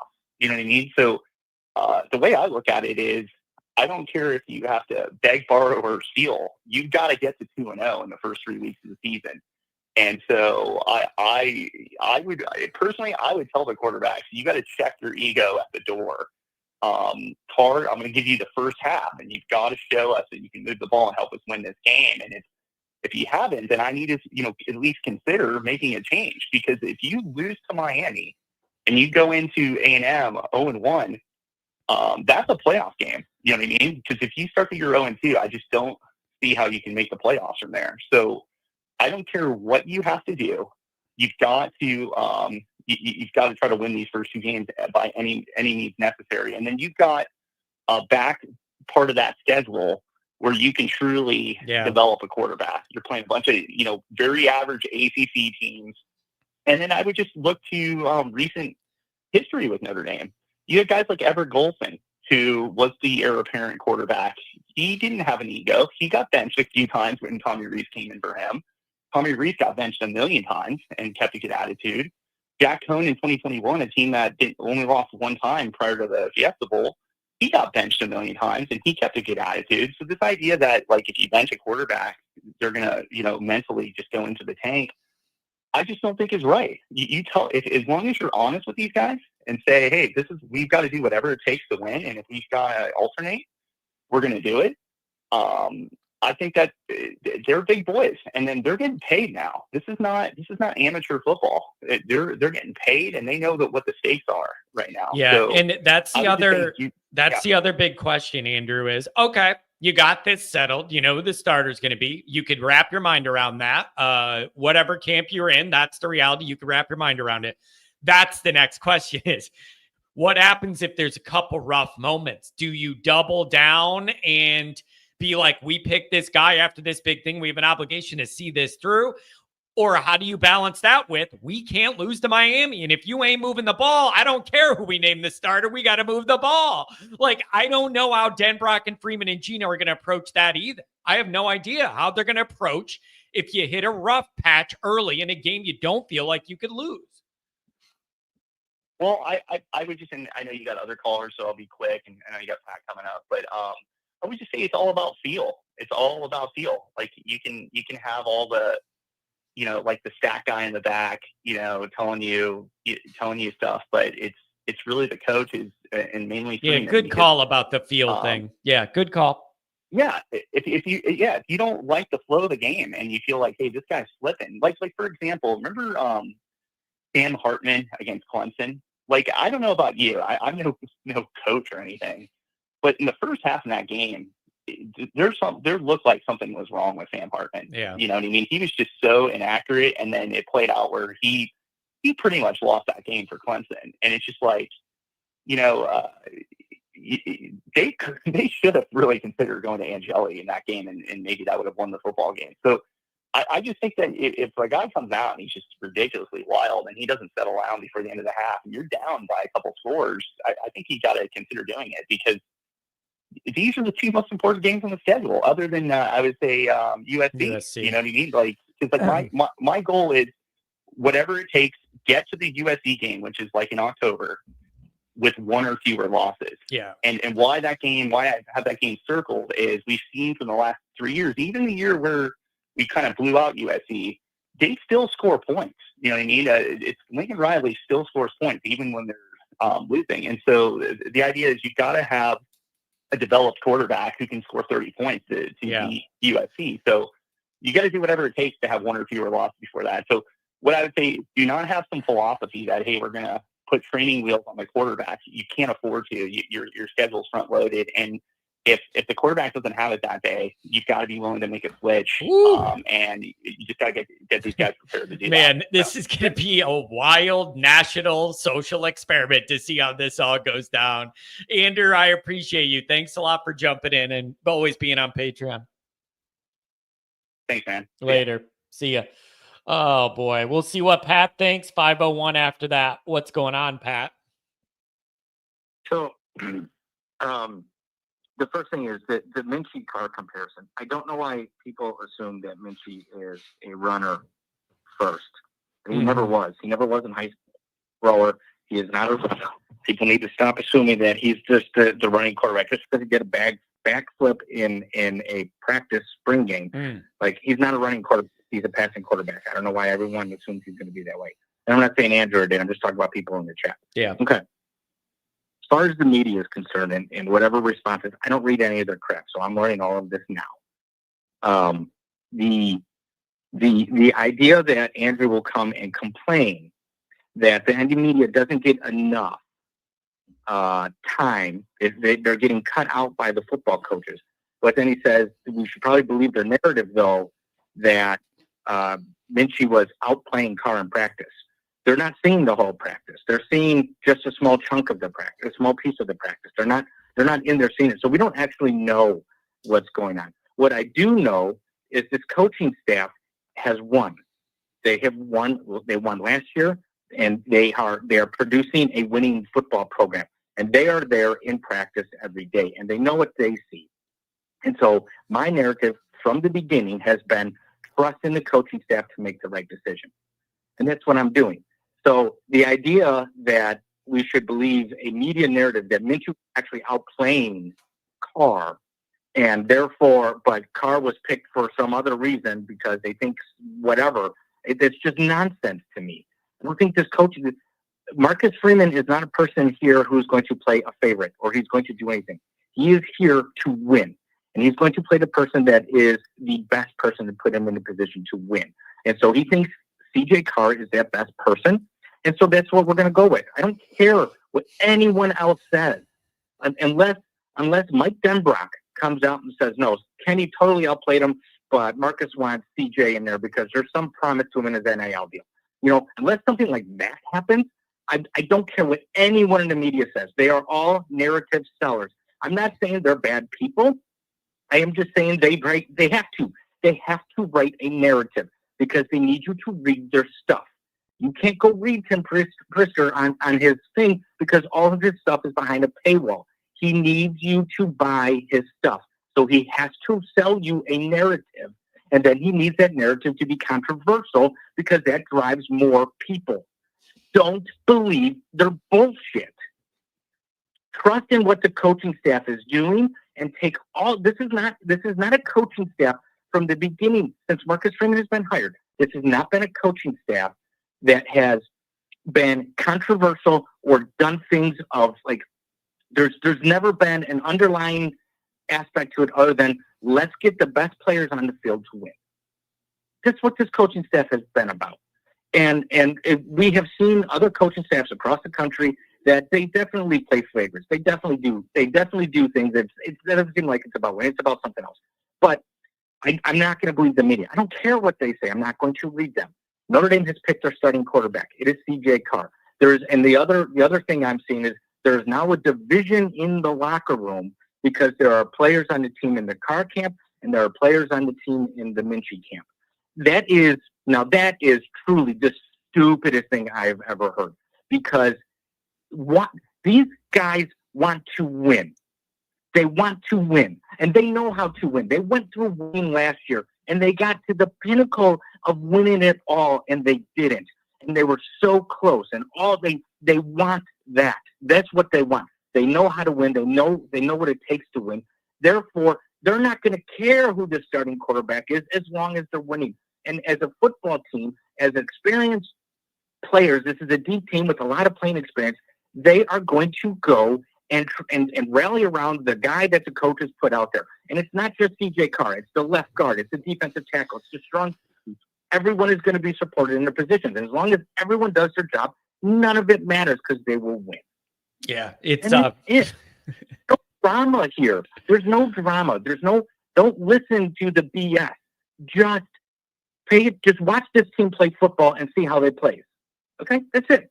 And as it relates to Andrew's thing about Paul and the quarterback, I don't like if it's clear it ain't working, it ain't working. Mm-hmm. Like if he's going out there throwing to the dirt, he's throwing balls into the dirt. Like if he can't make a pass, that's a different thing. If he can't, we've seen that with Buckner, we've seen that with Pine, we've seen that all the time where a quarterback just can't do it. But so yeah, of course you make a change in that situation.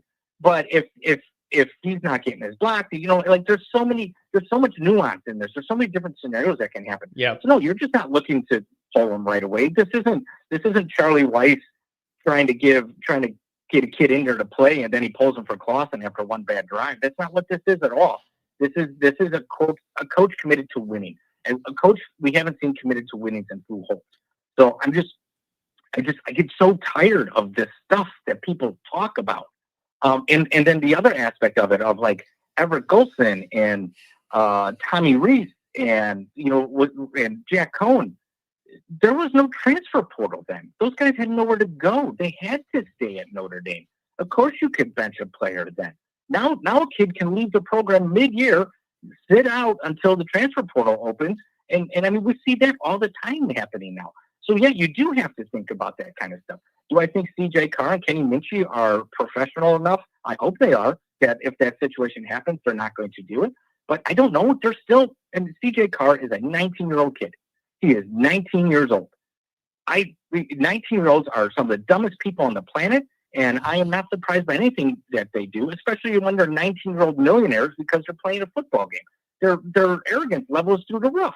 So I just let's watch the freaking games and let's see what happens and let's support the quarterback and stop listening to the BS that's out. Yeah, the good news is in a week you're going to be beyond speculation and what if this and what if that. You're going to get actual objective data that everyone can equally see all of.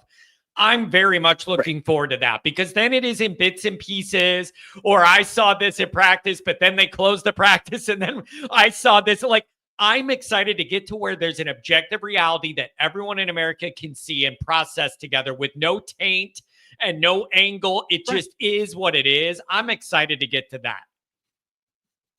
Yeah, let's just get to the football game. Look, they made the decision. They got 10, 11 days. So they're going to have a number of practices, and I'm sure they probably already made the decision earlier to this before they announced it.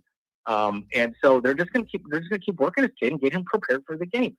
And this is what it all comes down to. This coaching staff has proven to me that they know what they're doing.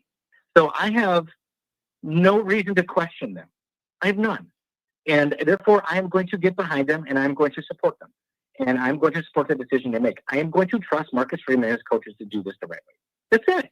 And until they show me they can't, I have no reason to be in here questioning anything or saying anything. It's just asinine. Yeah, it's going to be interesting times in Notre Dame land, Pat. Thanks a lot for calling, man. Anything on the way out? Nope, I'm good. Later. Have a good one, buddy. How much time you got, buddy? 501 and 479. 501, what's going on? What's up, bro? I was just calling to say what's up. I was had an opinion on the CJ deal, and I'll just jump right off of it, man. But my whole thing is, now that we, named the starter, I'm behind him 20 for, all behind him, dude. I'm just turn the page. Let's just focus on the game. Quit, worrying about Kenny and the whole, backwards and forwards with that. But I mean, I was just wondering, I hadn't been able to hear any Goolsby thought on it, but I mean, what was his opinion between the two or how they picked the quarterback? I mean, I think a lot of the sourcing was leaning Kenny, not just in our group, but other groups that have a standing here as well. And I think Mike's behind either quarterback that got named, but they each have slightly different ultimate strengths. Maybe CJ with the arm, Gotcha. Maybe Kenny's a tad bit, not Michael Vick, but a little bit more with the feet and that kind of thing.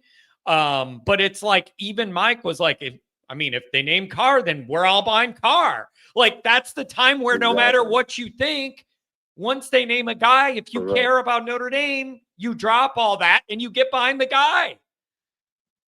And see, that's kind of leading into my point is when they had that last scrimmage, they were saying we want someone to claim the job. So I think that's kind of what got everybody kind of in each camp. You know what I'm saying? We were sitting here also thinking we want one to win the job.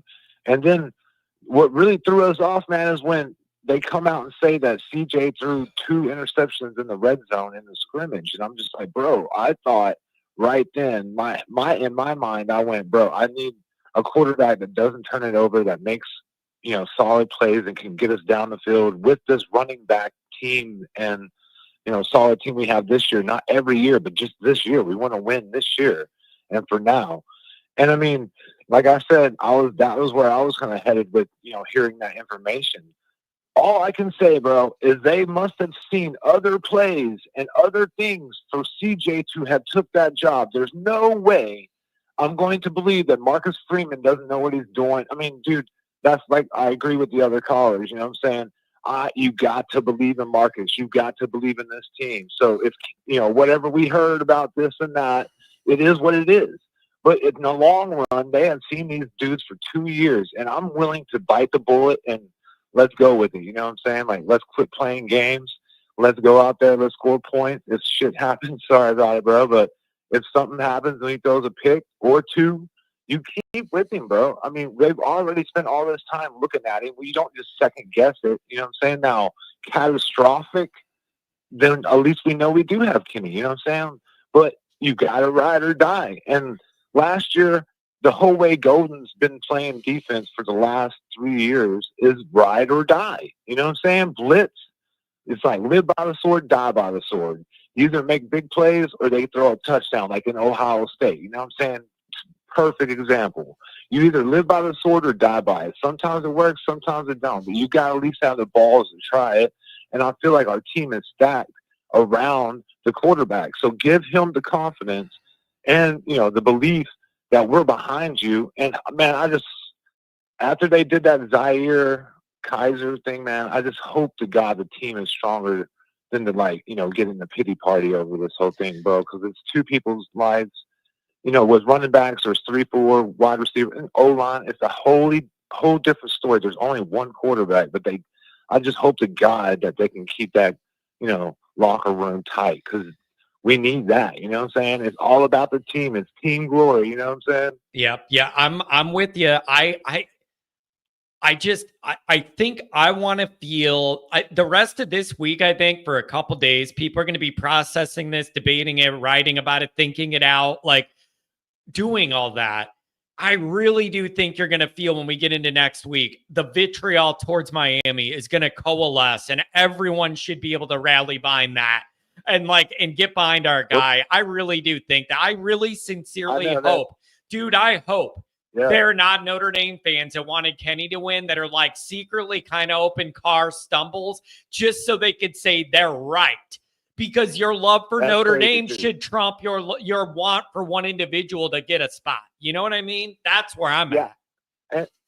And that's the wildest thing, man. I mean, that almost relates to the Golson, Tommy Rees years. I love both dudes. I mean, Golson has probably been my favorite quarterback, my personal, for the last 10 years now. I loved Golson, especially after we got beat by Denard a few years, and I couldn't stand the dude.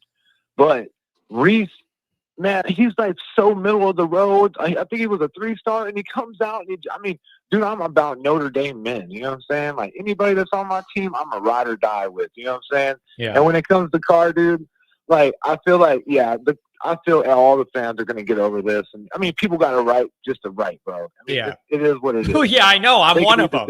I'm one of them. You're exactly. right. So, yeah. You can't be right correct every time you say something. You know what I'm saying? You gotta have opinions. I've said that's what it is. Hey, I've said that before too. When you get it, when you do it every day and you write articles and you have takes and you're doing your podcast, you're writing articles, whatever.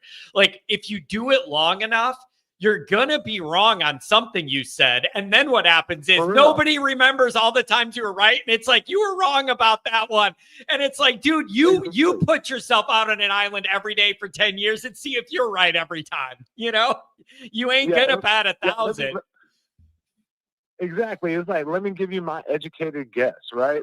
Bro, everybody's gonna have you're never gonna get people in a room and get everybody to agree to a certain thing, no matter how small the room is sometimes. You know what I'm saying? Even Notre Dame fans that agree on things, which is crazy. But dude, I've been at games where people badmouth our players about, this or that, and I'm just shocked. You know what I'm saying? Because I'm bro, I wouldn't say a bad word. Every one of these people, for one, they're at Notre Dame, man. They had to have grades and good parents. The whole thing. You know what I'm saying? Because it's weird, man. I'm from the South. I'd never been to Notre Dame. When I finally got there, dude, and I've been there for 10 years, just 2 days here and there and the other, dude, that's the thing that always people say about Notre Dame. It's different, bro. There is something about being different that you should take and be like so happy that you can at least see the light. You know what I'm saying? Like when there's a million things in the world that are horrible that you can fly to because they're easy, and you go to something because it's hard, because it's worth something, and it's what you believe in, bro. It's a whole different story. Yeah, you know what I'm saying? I think that's why our fans like earlier when they were saying why are our fans so crazy, bro? It's that it's not like Notre Dame football is like they say in the South. You know, I live down here. SEC, it means more, bro. It don't mean more to Notre Dame fans. Notre Dame fans care more about football than anybody I know. You know what I'm saying? Like it is our blood. Yeah, man. But like with CJ, bro, I'm on with CJ, dude. I love CJ. I've been waiting for it, man. I love Kenny too, man. Hopefully he stays around and he helps us out when we need him. But I'm looking for Miami. I'm already on game. You know what I'm saying? It is what it is. CJ is going to get his first start, bro. I just hope to God, like, please. Dude, it'd be so great to win this first game and just have, you know what I'm saying, put that behind. Exactly.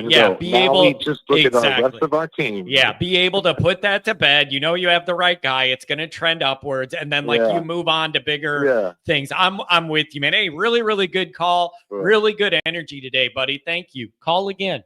Okay, man. Y'all have a good one, man. Have a good one. Bro. Go Irish. Call me again. How much time you got? 479. Last caller of the day. What's going on? Tony, it's Nate from Arkansas. How you doing, sir? Good. What's up, buddy? Oh, not much. Hey, man, I have a theory on this QB thing, and I wanted to run it by you and see what you thought. Ooh, interesting. Okay, so my thought is, Freeman being the defensive-minded guy he is, he's seen these turnovers, and he was willing, not necessarily settle for Kenny, but he thought that was a safe pick, especially with the way the season lines out. And I think when they finally sat down this last weekend and they saw the big shot plays that CJ could make, and they see the arm talent, they see the leadership, I think the coaching staff around him said, hey, you know, Marcus, we know you're leaning Kenny, and I think that's how it got out. I think all the people that practice, anybody that's looking at this stuff, they saw, you know, Freeman leaning Kenny. And I mean, yesterday I was as shocked as anybody. My brother texted me that the Carr was a starter, and I almost fell over. But I believe the staff around Marcus, Denbrock, Gaduli, even the O-line coach, I think they said, hey, I think we can go 10-2, 11-1 with Kenny, and maybe cleaner at the beginning of the year, but I think we can win a championship with Carr. And I think Freeman, being the guy he is, he's a rational guy. He listens to advice. I think he maybe sat on it Sunday and said, hey, you know what? I didn't come to Notre Dame. I'm not here to get second or make the playoffs and beat Indiana. I'm here to win a championship. And I think they looked at the roster around him and said, hey, we're going to have to live with a few of those mistakes that Carr makes. But I think he gives us the best chance. Yeah, and I'm telling you this right now. I think Carr is going to have opportunities against Miami to really show he's the right pick.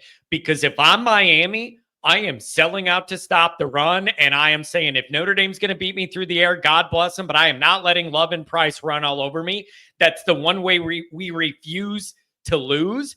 I could see them selling out, and it's going to give Carr a lot of opportunities in the intermediate and downfield game. Absolutely, and I think Mario would be stupid not to do that. I think that goes into it as well. I think Coach Brown said, hey, we got the guys on the perimeter this year. We had some last year. Riley just took till the end of the year to find them. And I think they said, hey, we got the weapons. Let's roll. Let's win the championship. And I think that, you know, at the end of the day, they thought that guy was Carr. I've been in the Carr camp the whole time. I think Kenny's great. I agree with what Pat was saying. I think you pick Carr and you got to ride with them. If he looks like, hey, the moment is too big, he's nervous. I mean, we've all seen that in players. Then you got to have a backup plan. But I think you got to, you know, live with the hiccups. And I think that's why this decision was made, because they see the upside in CJ being the one that's just a little bit better than Kenny. Yeah, man, it's just it's going to be interesting to see this reveal. And I mean, if you just think about it, man, like If I'm Miami, I'm saying, how do I make CJ Carr beat us? Like, the easiest thing in the world is for Notre Dame to play good defense, hand the ball over to Love and Price, and move the ball down the field. They're not going to let that happen. You're going to have one-on-one opportunities all over for Carr to take advantage of with a somewhat rebuilt, transfer-laden Miami secondary. Maybe you catch them in between before they're fully settled in here. I think you're going to get two narratives out of the Miami game if Notre Dame wins. Number one is the offensive line is for real. Okay, CJ had time. They opened up holes for the running back to chip away at Miami. And the second one is the wide receiver core is one that Notre Dame can compete for a championship with. I think Fields, great house. I think you're going to see some stuff out of Raritan. And like you said, that transfer portal-laden secondary of Miami, they're going to still be learning what's going on. And you know, if you think about it in practice, CJ's seen the best secondary in the nation, and he's going to be out there. He's going to have bigger windows, and I think those two narratives: the O-line being elite again, and then having a wide receiver core that can get things done. I don't think they're going to ask him to read full field. I think they're going to set up stuff for him quick and then let those guys eat the space. Yeah, it's I think that's the plan. Yep, there. I like that plan. There's just so many interesting storylines here, and no one knows exactly what they're going to get out of Miami or Notre Dame. Nobody's exactly sure. It's just going to be a really interesting experiment to get this all going. Anything else, buddy? Good call. No, man. Hey, great show, Johnny. I appreciate you. Hey, thanks a lot. Stay in touch. How much time you got? Give me a call later. All right, folks. That's going to be it. That's going to be it. This show was exactly what I knew it was going to be. All over the board. In every shooting, in every different direction, in every different way of questioning things, whatever. This is the best time to have this kind of show. I love the chat. I love the calls. I love it all. Thank you to everybody for being here. In the donations and joining Patreon, promo code ND25, all that. And then the next thing, stay tuned. Maybe in the next couple days, we're going to have some announcements here with some updates and some content news and kind of what some of the plan will be for the Patreon and YouTube when we get into this year, man. So stay tuned for that. I think you guys are going to enjoy what we come up with as a plan. Thank you, guys. Have a good Wednesday. Be good.